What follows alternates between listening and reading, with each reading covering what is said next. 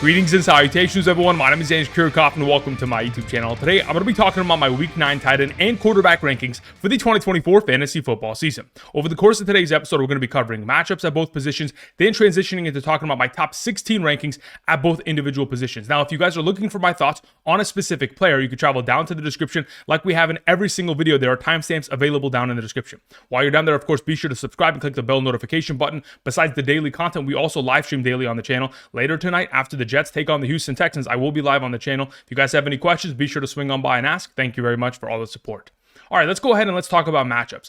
As we've kind of progressed over the course of the season, weeks 1 through 8, I've accumulated tight end receiving statistics allowed by each individual defense, therefore finding that the Kansas City Chiefs are the most advantageous matchup at the tight end position, allowing 13.3 fantasy points per game based on receptions, receiving yards, and receiving touchdowns allowed to opposing tight ends. So, of course, we want to take advantage of matchups as such. Carolina Panthers, the Rams, the Buccaneers, the Jaguars, Colts, etc.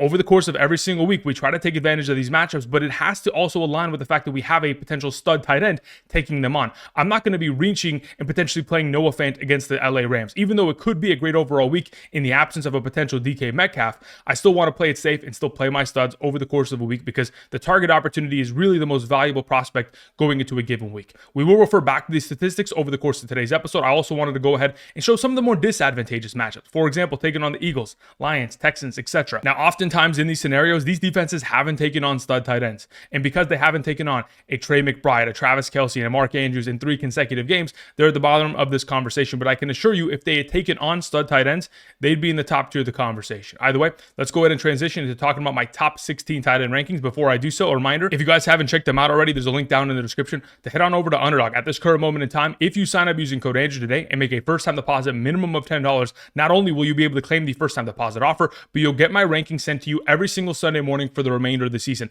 These rankings are by position, by tier: quarterback, running back, wide receiver, tight end, kicker, defense, and flex in a half and full PPR. All encompassing rankings. All you got to do is use code Andrew, make that first time deposit minimum of $10, and make sure you're eligible based on the map to the right side of the screen based on your current location. If you are not eligible based on your current location, or if you've used a code in the past, you can always find rankings for every Thursday, Sunday, and unlimited questions asked and answered via Patreon. Link is also down in the description. But going into tonight, my favorite plays of the overall evening specifically are Tank Dell going higher than 3.5 receptions, along with Devontae Adams going higher than 3.5 receptions. I've also gone ahead and kind of put them in within a slip with Devon Achane and Jake Ferguson, both also going higher on their overall receptions. This was something that I put together earlier this week, but in terms of today's game, Tank Dell, Devontae Adams, I expect them to be able to pull through for us tonight. There will be some other plays that I'll potentially put together, but I'll probably exclusively put those out via Patreon. If you guys are interested, check out the link down in the description. Outside of that, these are my favorite plays going into tonight's game. All right, let's go ahead and let's talk about the tight end position, beginning with our number one, Travis Kelce. Of course, 3 of the last 4 games in the absence of Rashee Rice have consisted of 7 or more receptions and 70 or more receiving yards, coming off of the best game of his season: 12 targets, 10 catches, 90 receiving yards, and a receiving touchdown against the division rival, the Las Vegas Raiders. Now, going into this week has another advantageous matchup taking on the Tampa Bay Buccaneers, who are allowing nearly 12 fantasy points per game to opposing tight ends and are the 4th best matchup in a half PPR. Most recently, they've given up 7 catches, 88 to Kyle Pitts earlier this month, and even just last week, 4 catches for 91 and 2 receiving touchdowns. Mark Andrews also had 2 receiving touchdowns against this defense, and the New Orleans tight ends combined for 5 catches for 102. The expectation going into this week is Travis Kelce continues to perform well within this offense and continuing to get himself a high volume of opportunity via targets. Number 2, Brock Bowers. Look, as of right now, amongst all tight ends in the National Football League, he is number 1 in terms of total targets, total receptions, and total receiving yards. As long as that continues, he is always implicated at the top of this conversation. Even though last week the Chiefs really did take him away, and obviously as their main weapon, the Las Vegas Raiders really had to look elsewhere to Jacoby Myers in order to find success. When you have a great defense like the Chiefs that can take away a player in this circumstance, obviously it's going to hurt Brock Bowers, but still had himself 5 catches for 58 and still was a solid overall option. This week taking on the Bengals, that Bengals defense has to cover the entire field. As a defense, they struggle across the entire board. They can't just shut down the run passively. Therefore, the 8th best matchup, allowing 11.5 fantasy points per game, should be taken advantage of by Brock Bowers and Gardner Minshew this week. Number 3, to close out the S tier, we have Trey McBride, who's coming off of the best game of his overall season: 11 targets, 9 receptions, 124 receiving yards. Even though, on National Tight Ends Day, he was not implicated to score a touchdown, he still had himself a massive overall performance and now has an opportunity of taking on the Chicago Bears. The Chicago Bears just allowed 77 receiving yards and 7 receptions to Zach Ertz in the week prior, obviously in London, prior to their bye week. 10 receptions and 102 receiving yards to Evan Engram. Last season, in Week 16, Trey McBride, Kyler Murray took on the Chicago Bears in that game. Trey McBride, 8 total targets, 6 receptions, only 31 receiving yards and 6.1 fantasy points, but the opportunity was there, and based on his recent usage, it will be a significantly higher overall target share in comparison to where it was last season. Number 4, to begin the A tier, we have David Njoku. Look, David Njoku, without Deshaun Watson, is back to being a top-tier tight end again, just like he was last season from weeks 14 through 17 with Joe Flacco under center. Throughout that span of time, for many of us who remember, in a half PPR was averaging 18.3 fantasy points per game on 9.75 targets per game over the course of the last 2 weeks. Being able to accumulate 20-plus targets is a ridiculous number. That's only going to continue to build as we progress. Even though there is a lot of target competition with Tillman, Moore, and Judy all vying for targets, I do believe that David Njoku is still implicated to being one of the primary roles. As long as he continues to see those red zone targets, he is an automatic play every single time out, regardless of the matchup, taking on the Los Angeles Chargers this week. Number 5, we have Cade Otton. Look, in the last 2 weeks, back-to-back, 10-plus targets and 8-plus receptions. As long as those opportunities continue to filter in his direction in the absence of Mike Evans, and of course, we have Chris Godwin out for the remainder of the season, we're implicating him to at least have a base minimum top 5 performance. Now, he takes on the Chiefs, a defense that just shut down most recently Brock Bowers to 5 catches, 58 yards. I would like to assume that Baker Mayfield, a better quarterback than Minshew, is going to get him more implicated within the overall upcoming contest. It is the best matchup at the tight end position for a reason, and I do anticipate them to be in a negative game script for the entire game. At base minimum, should be throwing to Cade Otton about 8 to 10 times within the upcoming contest, which will lead to fantasy success. To begin the B tier, we have Kyle Pitts. Over the course of the last 4 weeks, weeks 5 through 8 has been incredible. Averaging 6.75 targets per game, 5.25 receptions, 78.5 receiving yards, and a half a touchdown per game on average. Averaging 13.48 fantasy points per game and a half PPR scoring format. Now has an opportunity of taking on the Dallas Cowboys, who are allowing over 10 fantasy points per game to opposing tight ends. Most recently, Pittsburgh tight ends, 6 catches for 50 and 2 touchdowns. Detroit tight ends, 52 and a touchdown, of course, off of the efforts of Sam LaPorta. And then most recently, George Kittle just went off for 6 catches, 128 and a touchdown. Kyle Pitts, again, continuing to get himself more and more targets every single week and become an even greater part of this offensive attack. He's expected to have himself another big week here against the Dallas defense. Number 7, we have Evan Engram. Look, in the absence of Christian Kirk, the elevation and the overall opportunity share that Evan Engram will be exposed to will be significantly higher. I talked about it all season long. Christian Kirk and Evan Engram both vie for slot receiving options within this offense. Just like we saw last season from weeks 13 through 18 in the absence of Christian Kirk due to his season-ending injury last year. In that span of time, Evan Engram was averaging 10.2 targets, 8.3 receptions, 73 receiving yards, and was scoring a receiving touchdown 2 out of every 3 games, while averaging 15.15 fantasy points per game and a half PPR. I'm expecting that level of elevation from Evan Engram henceforth for the remainder of the season, which should get him back into the S tier conversation, but we'll give it a little bit of time as he takes on the most difficult matchup at the tight end position this week. Number 8, we have Jake Ferguson. Look, Jake Ferguson, since coming back from his injury, outside of the blowout game against the Detroit Lions in which they pulled the starters early in that game, he has had himself 6 or more receptions in each of the last 4 games. There's a reason why earlier today when I put together that underdog entry, I had him implicated for higher than 3.5 receptions because that's an automatic. 4 receptions should be a cakewalk for him, and that play should overall hit. So going into this weekend, taking on the Atlanta Falcons, who just gave up, of course, 12 receptions and 100 receiving yards and 2 receiving touchdowns to opposing tight ends for the Tampa Bay Buccaneers, and 5 receptions, 70 receiving yards to Seattle tight ends. The expectation is that Jake Ferguson, implicated as the number 2 receiving option of this offense, should find himself success once again in a potential negative game script. Number 9, we have Mark Andrews. Look, Mark Andrews has really been an incredible play as of late. The last 3 weeks consisting of 14.1, 18.1, and 12.1 fantasy points and a half PPR. As long as he continues to score touchdowns, again, scoring them in bunches, as long as that continues to proceed, it doesn't matter that he's averaging 4.33 targets per game and 4.0 receptions per game. If he's going to catch the ball 4 times for 40 yards, that's great. That's only 6 fantasy points. Unless he puts together 1, 2, maybe 3 touchdowns along with it, that is the only thing that we hope for in regards to his score line that is going to elevate him into this top 10 conversation. If he doesn't score a touchdown this week against the Denver Broncos, then we're all going to be in a lot of trouble. But either way, we're going to continue to start him off of the hot streak of potential. As long as he continues to catch the eye of Lamar Jackson within the red zone, he's an extremely valuable play within the given week. Number 10, we have Sam LaPorta. Look, Sam LaPorta Very similar to Mark Andrews, very similar to Kyle Pitts. It's all about the patience game. 2024 has really tested all of our patience in regards to the tight end potential. We have had to wait for Kyle Pitts and Mark Andrews to find themselves success, and we've had to do the same with Sam LaPorta. But of course, coming off of the best week of his season, 6 receptions on 6 targets, 48 receiving yards, and a touchdown. Caught his touchdown from David Montgomery of all potential, passing options, but we'll take it. On top of it, could have had himself a second receiving touchdown, but unfortunately was caught short at the 1-yard line. The play after Brock Wright caught the touchdown. Going forward, we do anticipate Sam LaPorta in an advantageous matchup taking on the Packers, allowing 11.24 fantasy points per game to be, implicated to at least score a touchdown within the upcoming week, considering how well this Detroit Lions offense has played, putting up 30-plus points in each of the last 4 games as an offense. Additionally, last week, 52 points in 3 quarters. This defense for the Green Bay Packers will have their hands full with all the weapons they're sending at their direction, whether it is the ground game, whether it's Amon-Ra St. Brown and or Sam LaPorta. Last season, LaPorta against this defense, 7.6 and 13.2 fantasy points. We're expecting a lot of upside. And hopefully, similar to Kyle Pitts and Mark Andrews, the streak begins now. Number 11, we have Tucker Kraft. Now, I can move Tucker Kraft up the rankings if, in fact, we get a 100% confirmation that Jordan Love is going to be active this week. Because if, in fact, he is active, you got to remember, from weeks 4 through 8, he's been averaging 5 targets, 3.6 receptions, 53 receiving yards, and a receiving touchdown per game. And luckily for all of us last week, Malik Willis was able to help him find the end zone in the absence of Jordan Love. 13.14 fantasy points per game is no joke. I would obviously rank him significantly higher if, in fact, I had a confirmation that Jordan Love was going to play.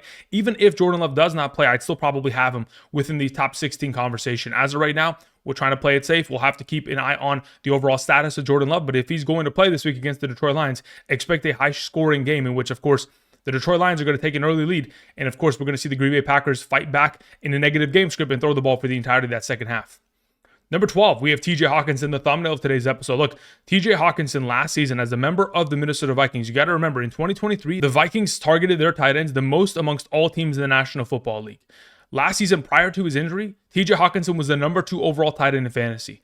Now, going into this week, taking on the Indianapolis Colts, the 6th best matchup at the position, you would assume that TJ Hockenson is implicated for a solid week, especially most recently, we've seen Miami's tight ends 8 catches for 100 and a touchdown. Houston tight ends, 6 catches for 71 most recently against this Colts defense. TJ Hockenson at a full capacity is exactly what this offense needs to take the next step with Sam Darnold.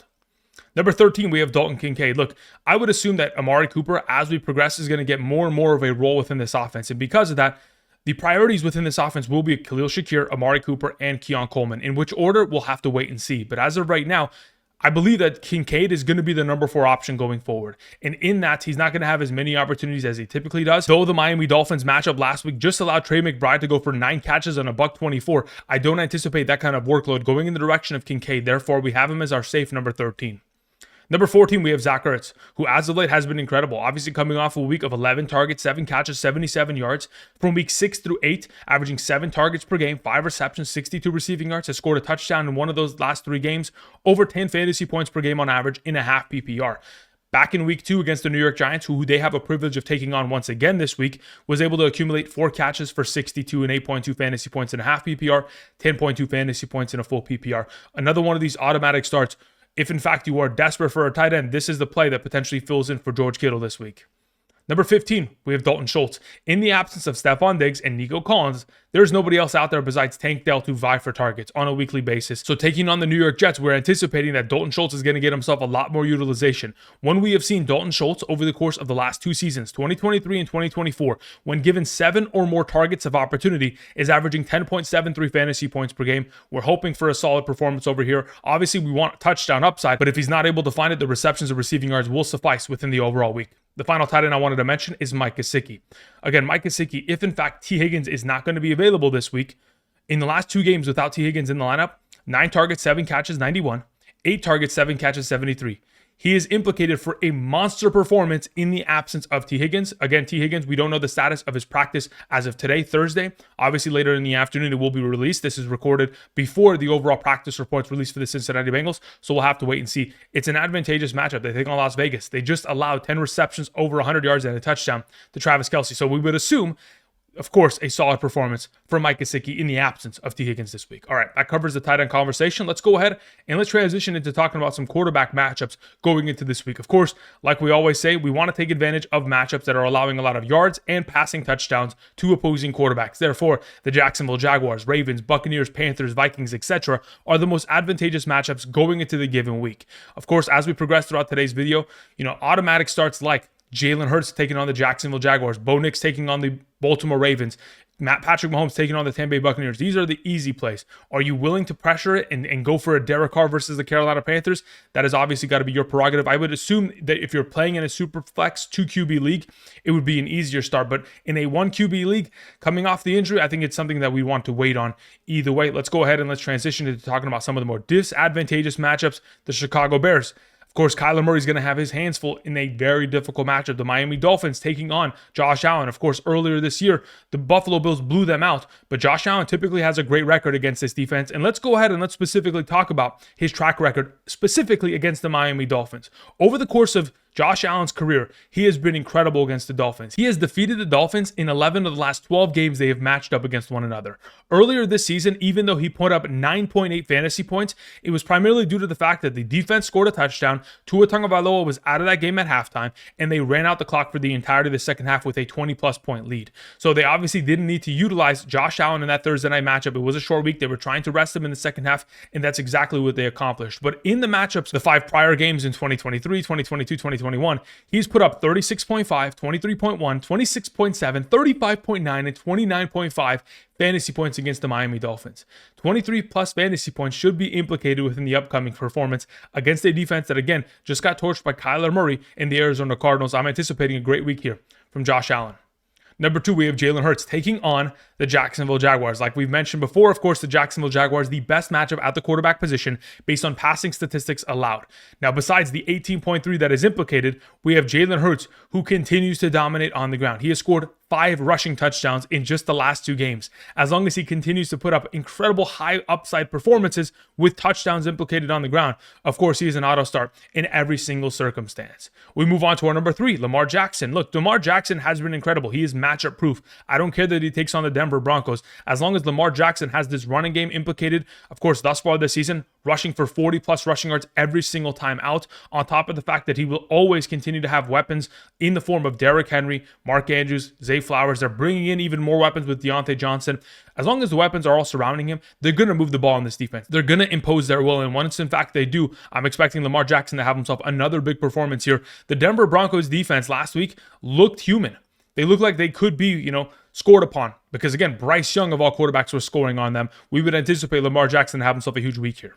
To close out the S here, we have Jayden Daniels. Despite all of the injury information and the speculation last week, he played.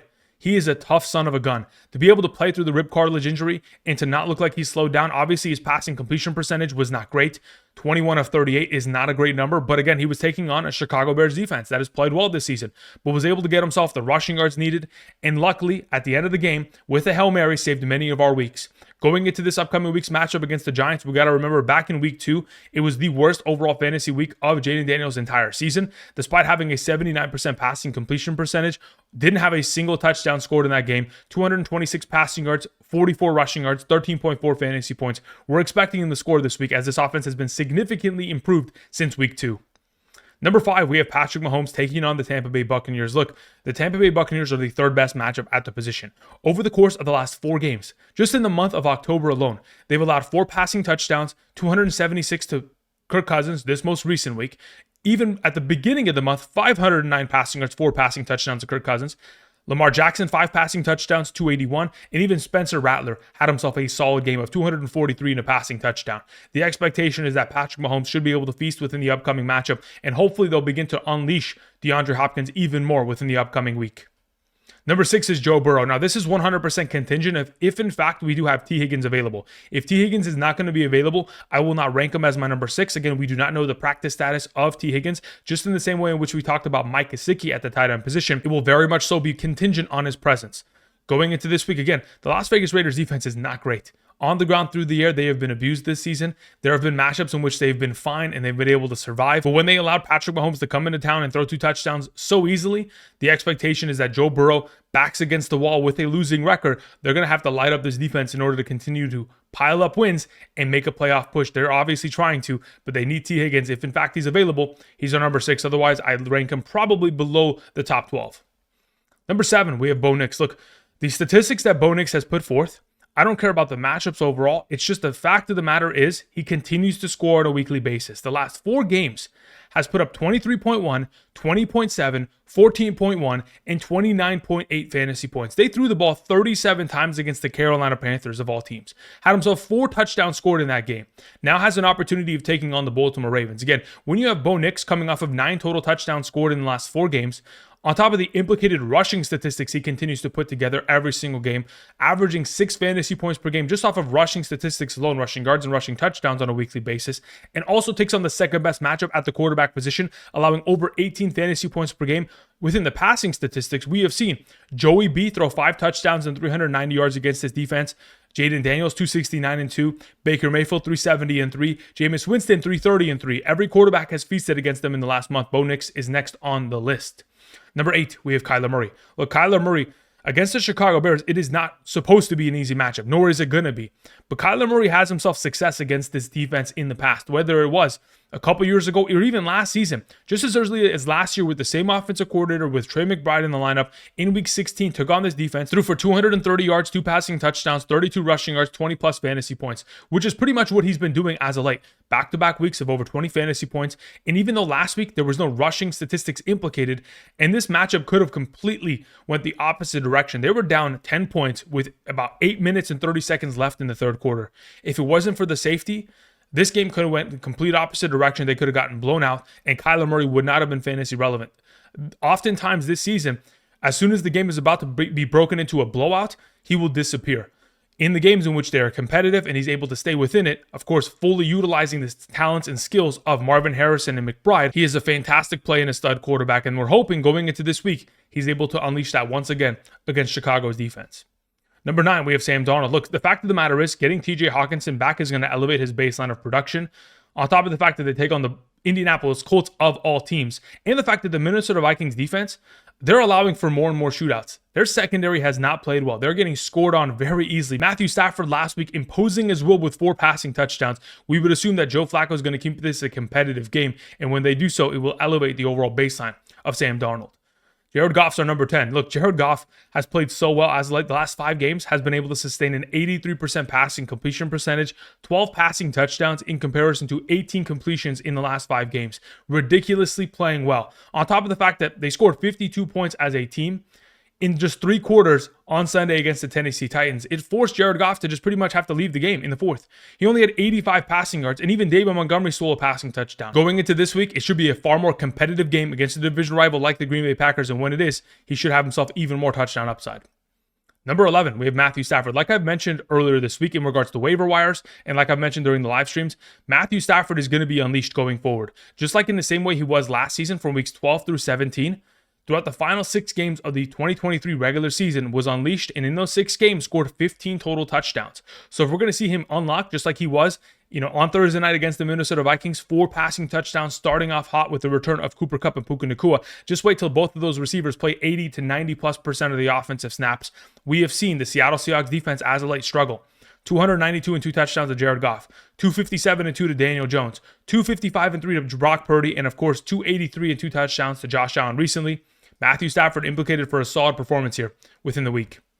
Number 12, we have Jordan Love. Now, Jordan Love's overall ranking can increase if, in fact, he is healthy. And he needs to practice at some sort of capacity for me to feel confident about it. Otherwise, if he does not practice on Friday and he's going to be implicated to play anyway, it would keep me a little bit concerned that the re-aggravation to the injury could occur and pull him out of the game, in which I would try to look for an alternative option at the quarterback position to play against the Lions.